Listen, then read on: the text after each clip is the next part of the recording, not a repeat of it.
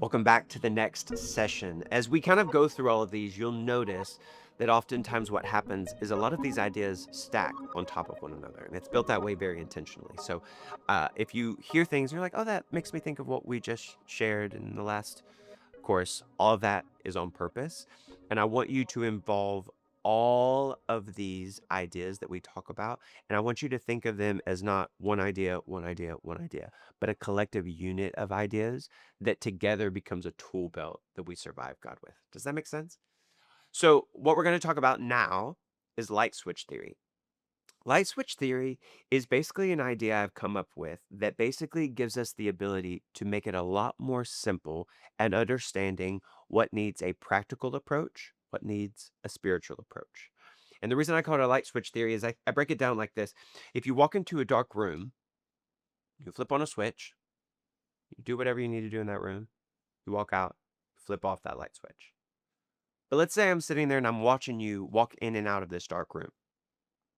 You go in there a couple times, walk in, walk out, walk in, walk out.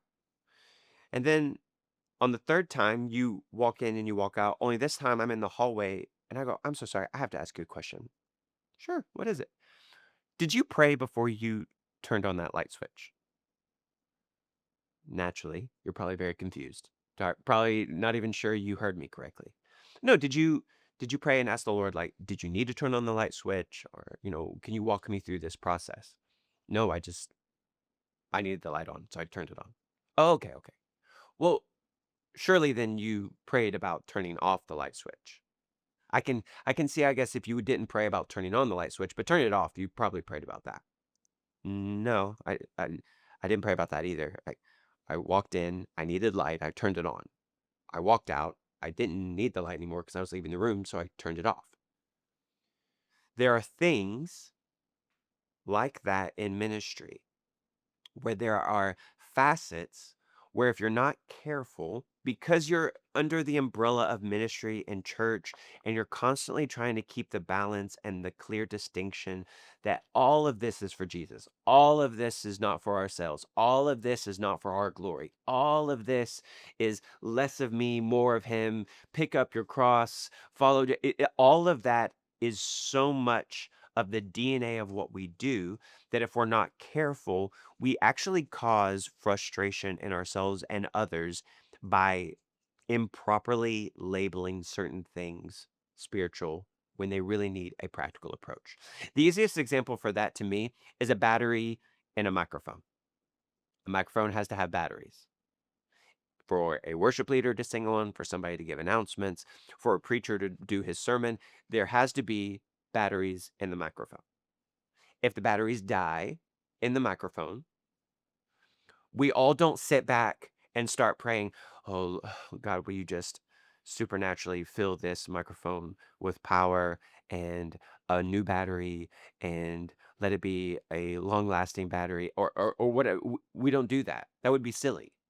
That would it's not that God doesn't have the capability to recharge a battery supernaturally. That's not the problem.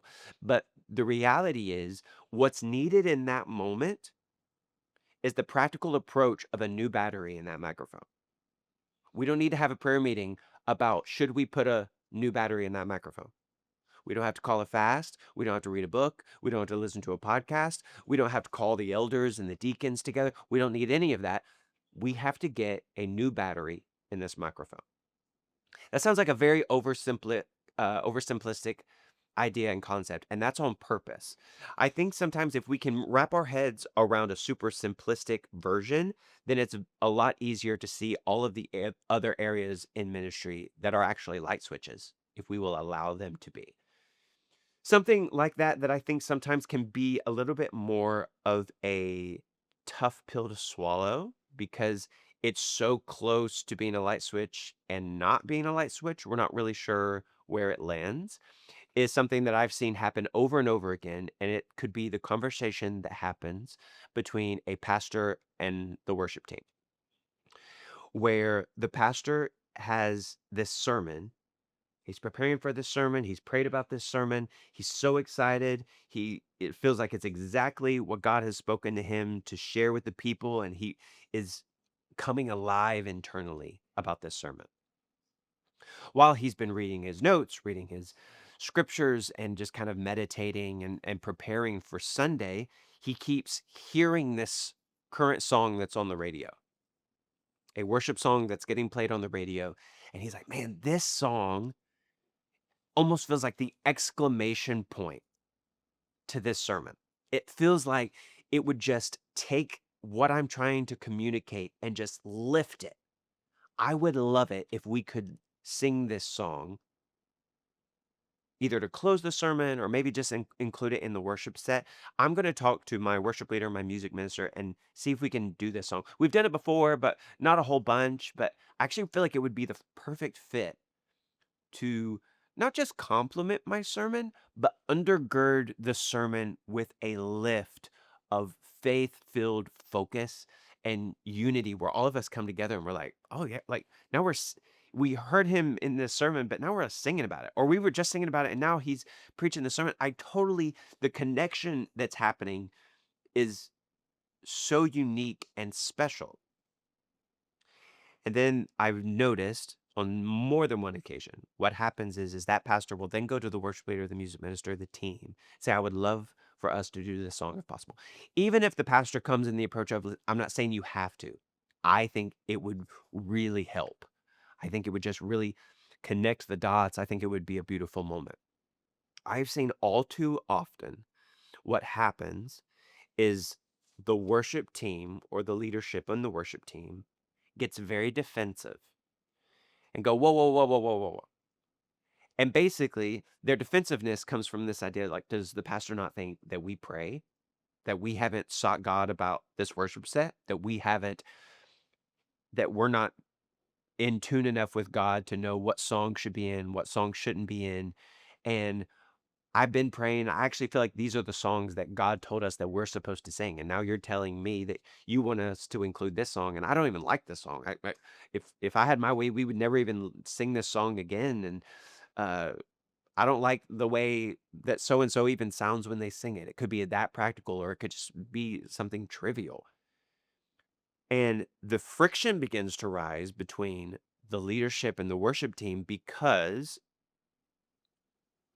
if they're not careful, they will understand that even though there are spiritual approaches, there's a spiritual approach for why the pastor wanted to do that song. And then there's a spiritual approach for how that song may be done in the service. The approach of the person who's leading it, how the band plays it, the moment in the presence of the Lord that happens because that song is sung. All of this is spiritual. All of this is spiritual. This moment, though, at the middle, I would suggest to you is actually a light switch. The moment of requesting the song to be done and saying, yes, Pastor, we will do that song, to me, is not as much of a spiritual approach as this and this. It actually fits more in the middle of a light switch, of us finding a way where we can lean in and say, you know what? In the same way a microphone needs a battery to operate, we're all on the same team here for one purpose. And that's not to make sure I get to sing the songs I want to sing or that you get to have everything your way. It is that we collectively come together and that we unify to see God do something beyond ourselves. And sometimes what that means is we have to practically assert ourselves into situation and go, you know what?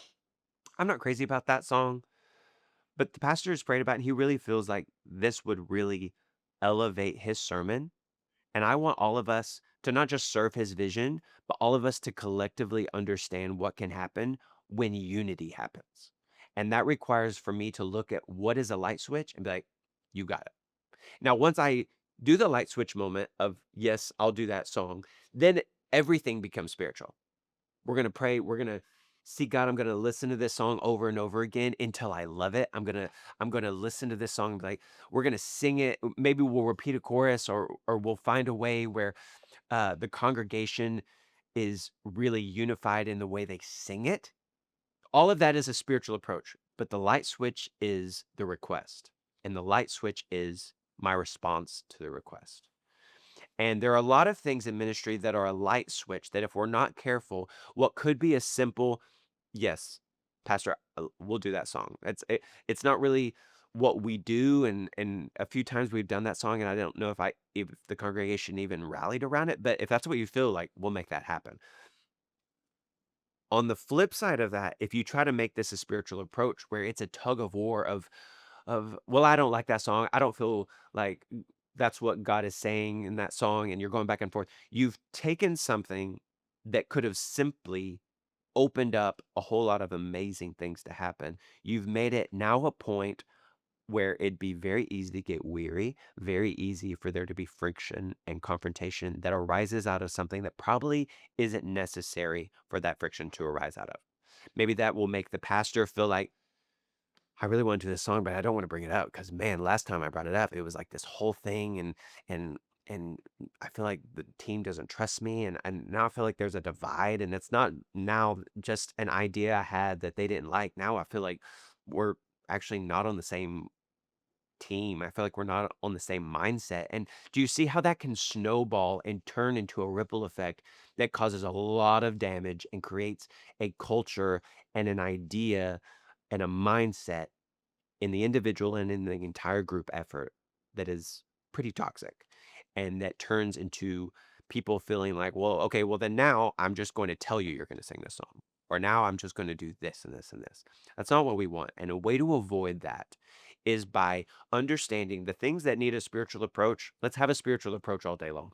The things, though, that need a practical approach, let's let them have a practical approach. And so much of that, I think, is the most practical way to do that is to write down, like we did with the elephants, write down what you think are some light switches. I actually feel like what can be helpful is for if you do this in a group or a staff or a volunteer team, for you to write down your light switches and then have everybody around say 2 to 3 of what their light switches are.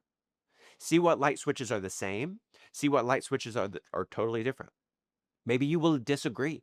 Or maybe somebody will bring up an idea of a light switch. You're like, I never would have thought of that, but honestly, that is a light switch. I've been stressing out thinking if we don't do this, like God will be angry. But honestly, maybe this was just a light switch situation. And I understand in ministry, I am fully on board on the train of excellence. I'm fully on board for the idea of doing things correct and in order and well.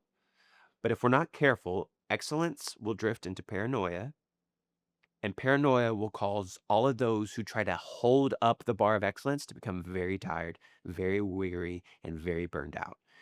And I think a way to let ourselves off the hook is like, hey, maybe this is just a microphone that needs a battery. It's just a microphone that needs a battery, and that's okay. Batteries die, you get new ones. Batteries die, you get new ones again. It's okay.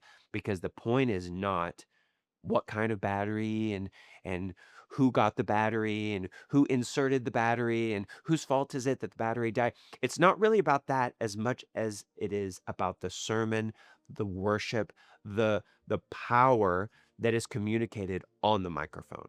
That's what's important. That's where the weight is. That's where the focus should go. And if we're spending all of our energy on the battery part, then by the time we get to the voice that speaks through the microphone, it won't be the fullness of appreciation from us that it should be. And that's sad. And I don't want to see that. I don't want to see that in your ministry. I don't want to see that in your church. So let's all take a moment, write down our light switches, talk about it amongst ourselves, and let's see what the Lord does with it. See you in the next session.